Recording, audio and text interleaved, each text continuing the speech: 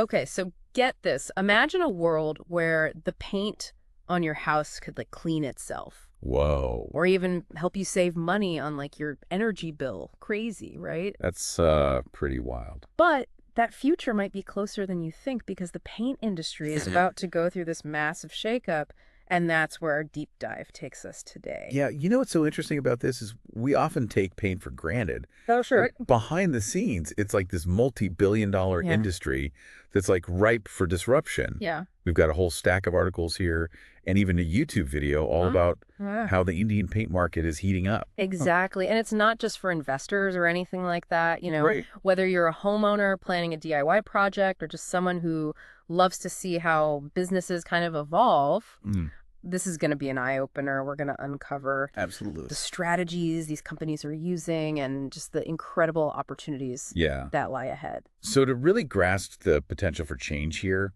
Mm. we need to start with kind of a snapshot Okay. of the Indian paint market as it is today. All right. So it's currently valued at a whopping $9.6 billion. Huge. And get this, it's projected to grow at a compound annual growth rate, or KGR, of 9.38%. Now, for those of us who aren't like financial wizards, Sure. what does that 9.38% growth actually mean? Like, is that a lot? It's huge, to put it in perspective. India's per capita paint consumption Okay. is only 3.5 kilograms Yeah. compared to 15 kilograms in like developed countries. So as India's economy Wow. continues to grow and more people move into new homes, Yeah.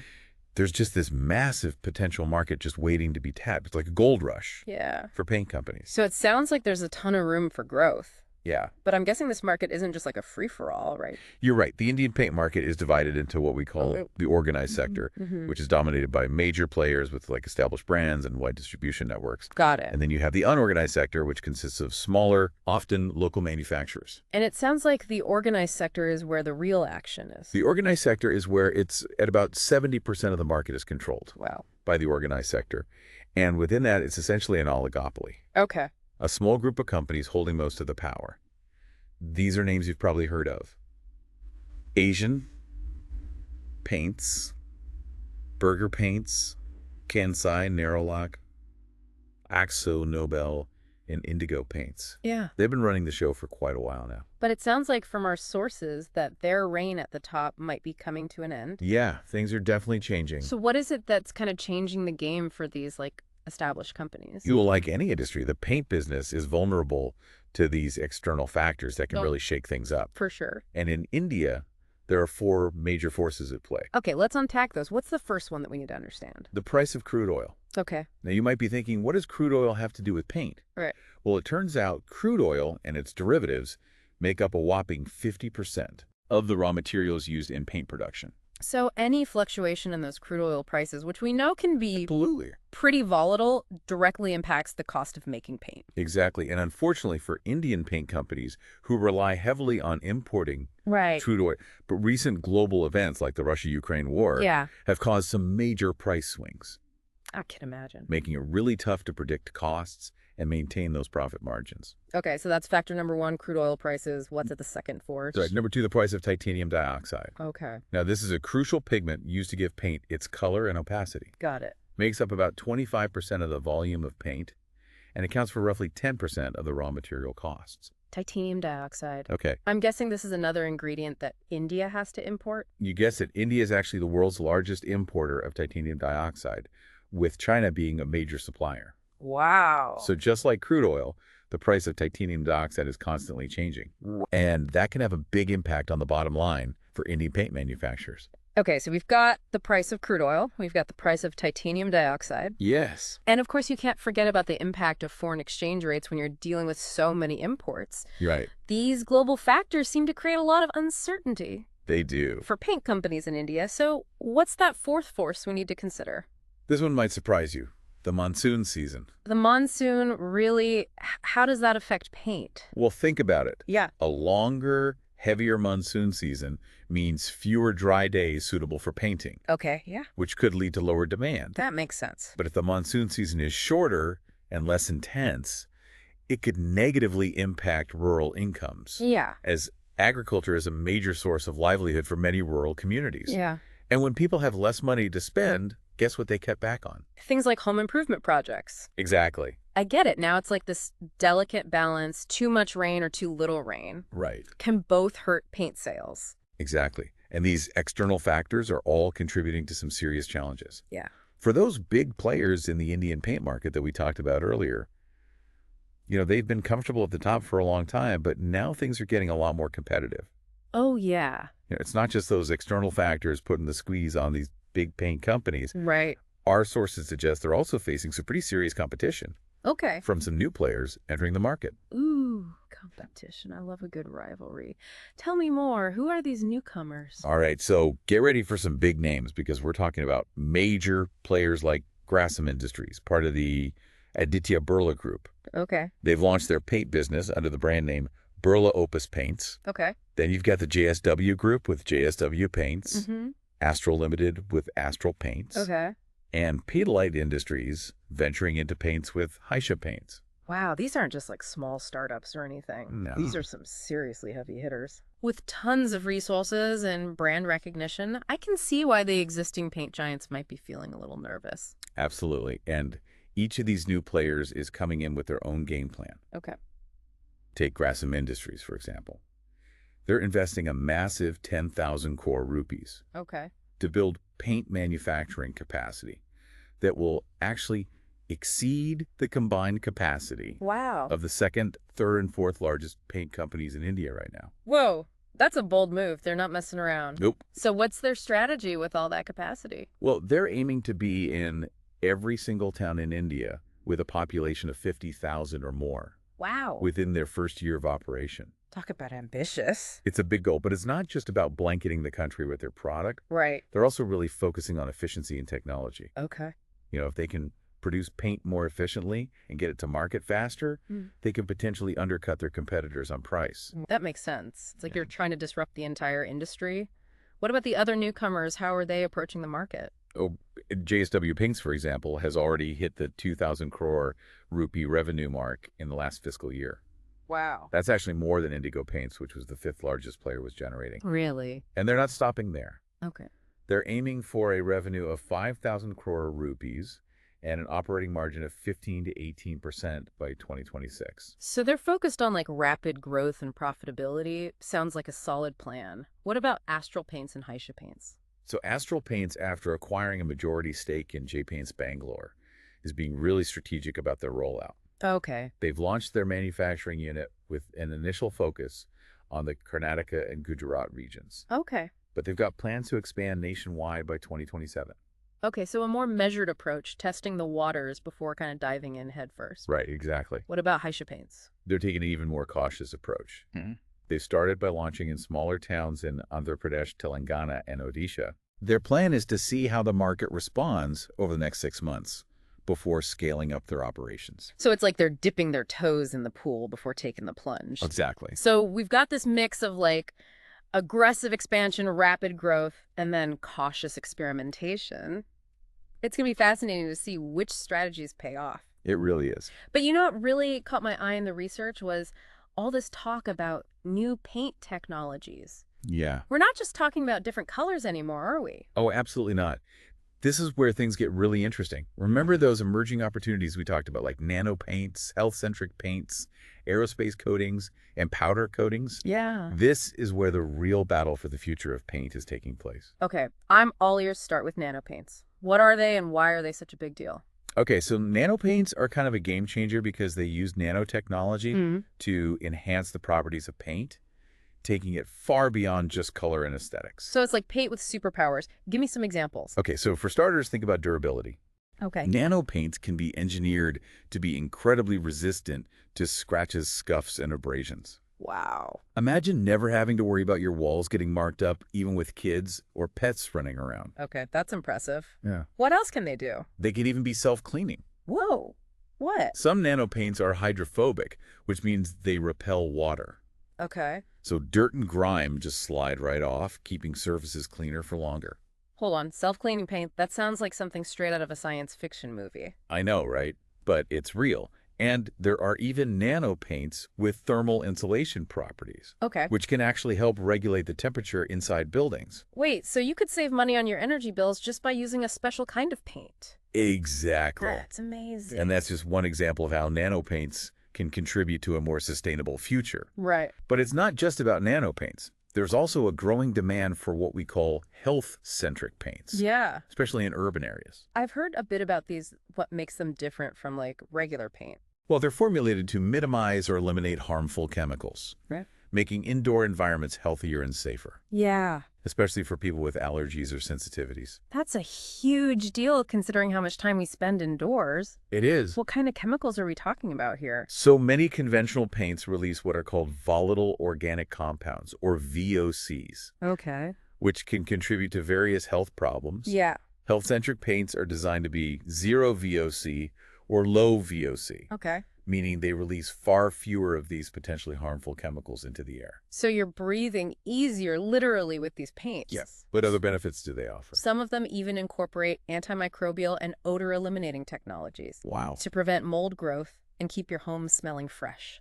So we've got paints that can clean themselves, insulate our homes, and purify the air we breathe.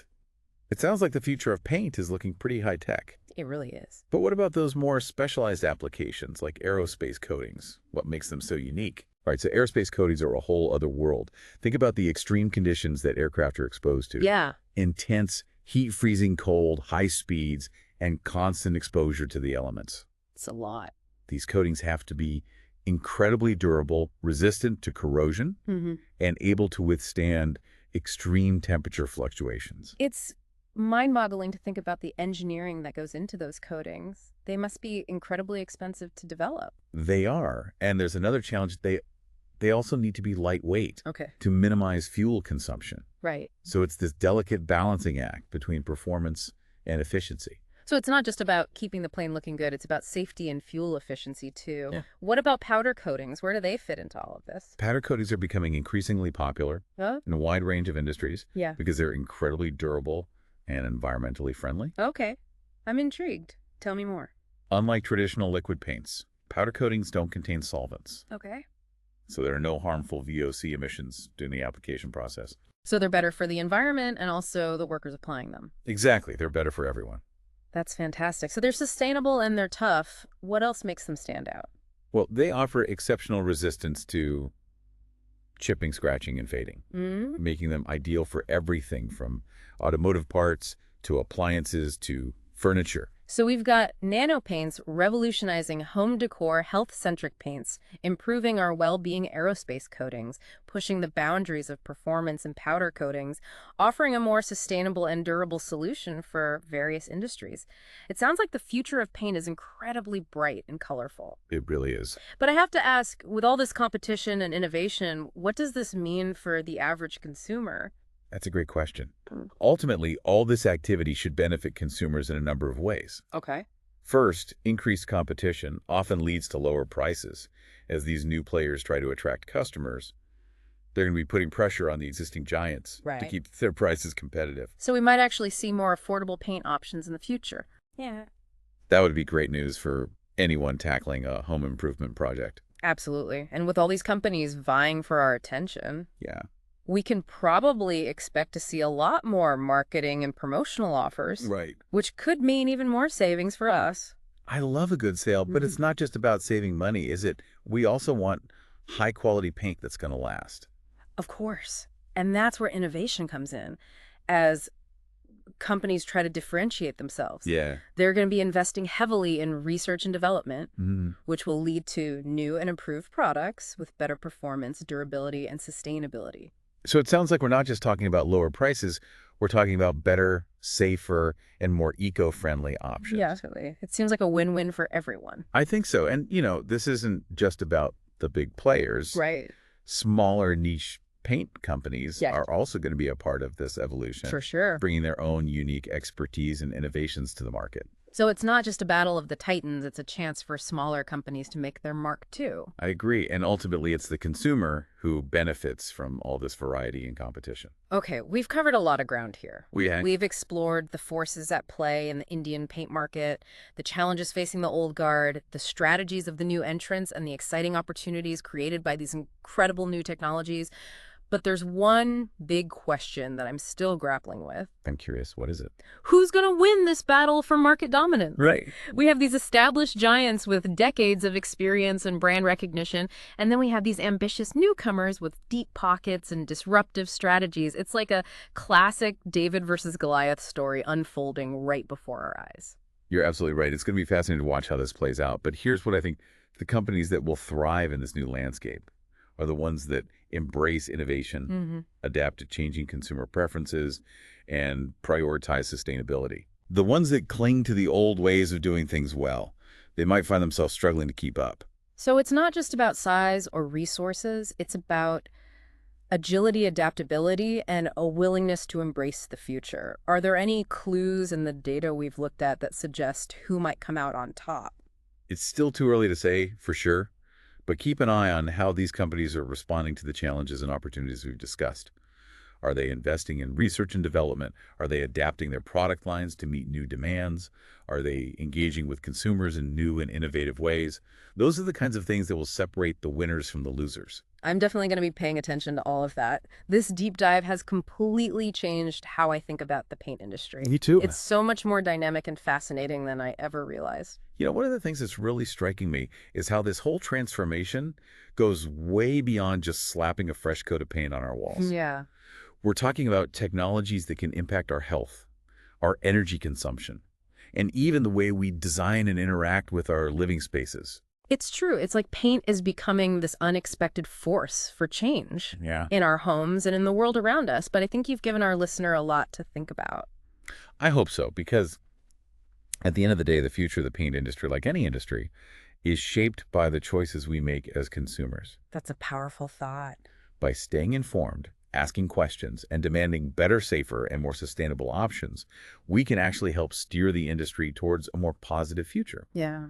It's a reminder that our purchasing decisions have real power. So it's not just about picking the right color for our living room. No. It's about choosing paints that align with our values and contribute to a better world. It's amazing to think that something as seemingly simple as paint can be a catalyst for change. It really can, and that's what makes these deep dives so fascinating. We start with a familiar topic and end up exploring a whole universe of possibilities. I couldn't have said it better myself. As we've been talking about all these advancements in paint, I keep thinking about how huge this change is. It's not just little by little, it's like a whole new way we think about and use paint. It really is. What's amazing is how it's happening because of so many things at the same time. Yeah. Like people are more aware of health and sustainability, and there's new tech in nanotechnology and material science. Oh, and don't forget the competition pushing everyone to be better. Yeah, it's like this perfect storm, but in a good way, right? And one thing that really struck me was how it's blending different industries together, like paint companies working with tech firms, using AI and machine learning. It is fascinating. AI and paint. I'm having a hard time picturing that. What would AI-powered paint even do? Imagine paint that changes color with the time of day or how you want the room to feel. Okay. Or you could track air quality and tell you if there's a problem. Okay. These are just a few things it could do. Paint that changes with my mood. I don't know if I'm ready for that much excitement in my living room. Right. But seriously, it's amazing. Are there companies actually working on this stuff? For sure. Some companies are trying color-changing paint with AI, and others are using AI to make the best paint for certain things or even predict when you need to repaint. So paint and tech are really becoming one thing. Are there other examples of this? Definitely, we're seeing paint companies working with designers and architects to make spaces better with paint, like using it for better sound or to clean the air. So it's not just about how it looks anymore. It's about making our spaces work better. This deep dive has really changed how I see paint. It's pretty cool, huh? As we go into a world with more tech, I think paint tech is going to be huge. We're already talking about walls that interact and paint that makes energy. What other cool things do you think are coming? Hard to say, but I bet we'll see paint working with smart homes even more. Imagine paint that changes a room's temperature Or, or the lights based on what you like. or paint that's a security system that knows when something is moving or changing. That's wild. The possibilities are endless. This all makes you think about how this changes things for designers, architects, even homeowners. Will we need new skills to deal with this new world of paint? That's a great point. It seems like it's not just about the tech, but about us and how we change too. Absolutely. It's about using these cool things to make a better future for everyone now and in the future. So as we finish up this deep dive, what's the one big thing you want our listener to remember? I think the biggest thing is that the paint industry is at this turning point. There's big challenges and big chances. Right. And like we've seen, it's not just about color. It's about being healthy, using less energy, being creative, and it's about what our homes and cities will be like. It's really cool to see that something as basic as paint can make the world better. This has been so interesting, and I feel like we've just started to see what paint can do.